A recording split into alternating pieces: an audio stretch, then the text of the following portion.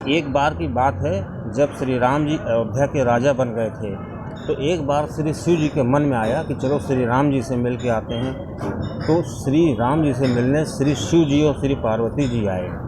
तो श्री राम जी ने श्री शिव जी का सादर सत्कार किया, उनके लिए खाना वाना बनवाया। ऐसे में श्री शिव जी ने श्री राम जी से कहा कि मैं हनुमान जी से मिलना चाहता हूँ, हनुमान जी भला कहाँ हैं? तो श्री राम जी ने कहा कि वो बाग में कहीं होंगे।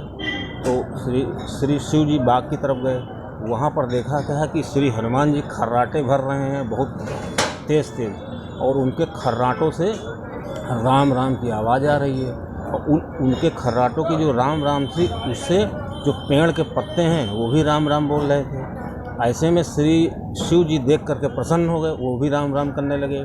पार्वती जी भी प्रसन्न हो गई, वो भी राम राम करने लगी।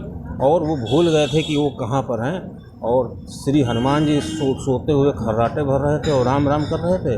उधर श्री शिव जी और श्री पार्वती जी खूब ज़ोर ज़ोर से राम राम कह कर के भजन करने लगे। इतने में क्या हुआ कि खाना तैयार हो गया। तो जानकी जी ने कहा कि खाना तैयार हो गया है और अभी तक हमारे मेहमान श्री शिव जी नहीं आए हैं, पता नहीं वो कहाँ हैं। तो श्री राम जी ने कहा वो तो हनुमान जी से मिलने गए थे। तो कहा ठीक है, आप ज़रा लक्ष्मण को भेजो, देखो लक्ष्मण जी जाके देखते हैं कि वो क्या कर रहे हैं। अब लक्ष्मण जी जब बाग में पहुँचे तो उन्होंने देखा कि जो श्री शिव जी और श्री पार्वती जी राम राम कह करके गाना गा रहे हैं, नाच रहे हैं, और उधर श्री हनुमान जी भी नाच रहे हैं। और इधर श्री जो लक्ष्मण जी ने देखा कि अरे यहाँ तो राम नाम की लूट मची है। तो वो भी राम नाम में मस्त हो गए, वो भी नाचने लगे। इस प्रकार वहाँ बाग में जितने लोग थे सब राम राम कह करके नाचने लगे। और इधर खाने का समय बीतता जा रहा था। उधर जानकी जी को लगा कि अरे अभी तक ये वापस नहीं आए। तब उन्होंने श्री राम जी से फिर से कहा कि मैंने लक्ष्मण को भेजा था, लक्ष्मण भी वापस नहीं आए, ये लोग कहाँ रह गए? श्री राम जी से कहा जाइए आप ही जा कर के देखिए ये लोग क्या कर रहे हैं। अब श्री राम जी जब वहाँ पर जाते हैं तो देखते हैं कि सभी लोग श्री राम राम का रसपान कर रहे हैं।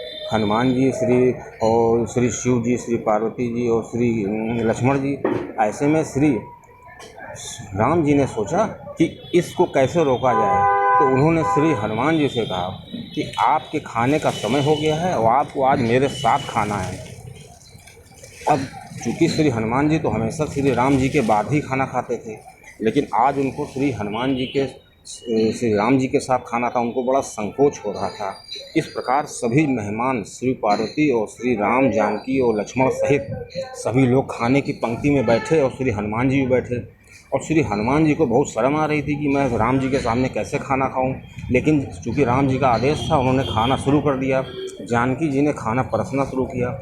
इधर जानकी जी खाना परसती जा रही थी और सभी मेहमान का पेट भर गया, सभी उठने वाले थे, लेकिन श्री हनुमान जी का पेट नहीं भरा। रसोई खाली हो गई, लेकिन श्री हनुमान जी खाते ही चले जा रहे थे। अब श्री सीता जी समझ गई कि श्री हनुमान जी का पेट ऐसे नहीं भरेगा। वो गई, एक तुलसी का पत्ता लाईं और उस पर उन्होंने राम राम लिखा और उस तुलसी पत्ते को श्री हनुमान जी को खिलाया। जैसे ही श्री हनुमान जी ने उस तुलसी के पत्ते को खाया, उनका पेट एकदम भर गया। उन्होंने कहा माता आप धन्य हैं, मेरा पेट में बिल्कुल जगह नहीं है और मैं इससे ज़्यादा नहीं खा सकता, आपको बहुत बहुत धन्यवाद। इस प्रकार श्री हनुमान जी का पेट श्री जानकी जी ने भरा। दोस्तों, इस प्रकार हम देखते हैं कि श्री राम के नाम में इतना नशा है कि जो एक बार श्री राम का नशा कर लेता है उसको किसी और चीज़ की भूख प्यास नहीं रहती है।